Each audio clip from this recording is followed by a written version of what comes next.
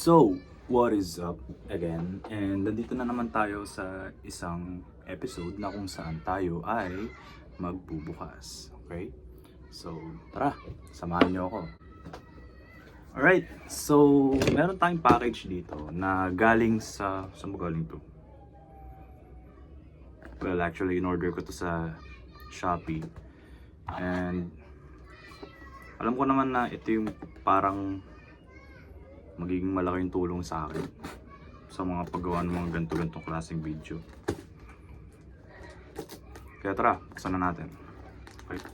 Well, actually, binubuksan ko na siya.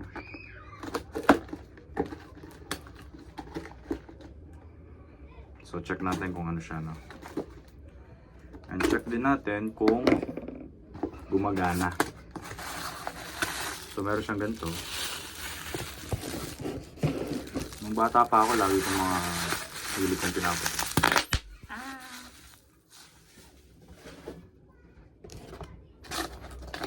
Yun. Box.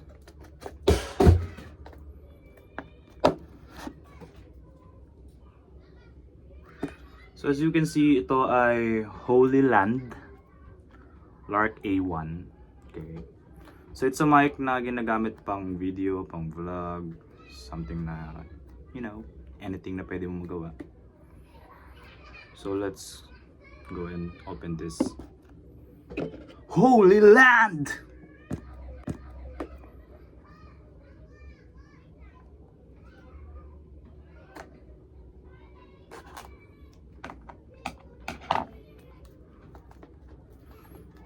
May mga iba-vlog pa pala ako niyan, pero siyempre, that's for you to find out. Kakagising ko lang. Totoo yung kanina. Hindi yun scripted. Ano ba kasi ito? Ganun pala siya. Parang iPhone. As an iPhone user. Alright, so ganyan siya. Pag binuksan mo, ano to? We are here for you. We. Okay. May card pati. Dumi ng kuko ko. Bisit. Packaging list. So meron daw siyang charging dock. Lightning receiver, which is for iPhone. Transmitter, yung mic. Dalawa. And dalawa ring magnet. USB-A to USB-C or Type-C cable. Furry windshield. Siguro yun yung parang furry type shit na nilalagay sa ano. And yun nga, carrying bag and pack guides, which is ito. So let's check and see. So ito yung pouch. Ano naman ito? Oh shit, there's something inside. Silica gel. So yung charger. Oh yeah. The furry type thing. Ito. Ito siguro yung transmitter. Kailangan maging maingat. Dahil mahal yan. Wait a minute. Ito na siya. Alright, let's check.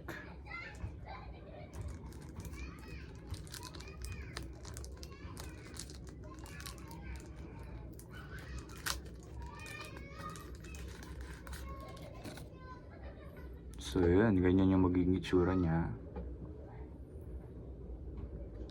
Kasama na rin dito yung magnet. Ayan.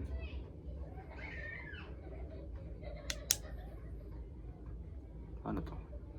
Kiniklik lang ba to? So yun, tara samahan niyo ako. Subukan natin to kung gumagana ba at epektibo bang gamitin pang gawa ng videos.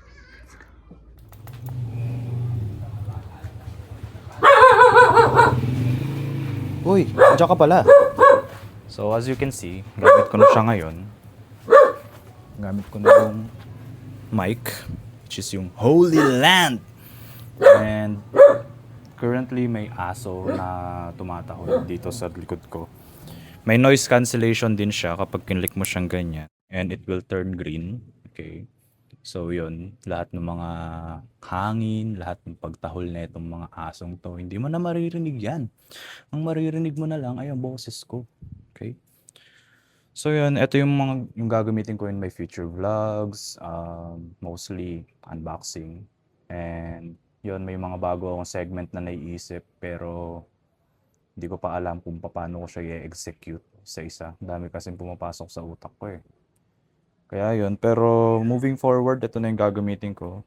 And yun, as you can see, naka-green siya. So meaning naka-ano siya niyan, naka-noise cancellation. So try kong pumunta sa kwarto ko if naririnig pa rin ba ako. Okay, so try ko yung regular and yung may noise cancellation, okay? So tututok ko muna dun. So check ko kung aabot ba siya dito. Yan. Sarado ko yung pinto. Mukhang umaabot naman. And naka-noise cancellation na pala siya kaagad. So tanggalin ko muna to. So yan yung normal. Tinutok ko yung sarili ko sa electric fan. So if may noise cancellation siya, magiging ganito siya. Yeah. Yan yung magiging difference ng may noise cancellation sa walang noise cancellation. Yan naman yung aso to.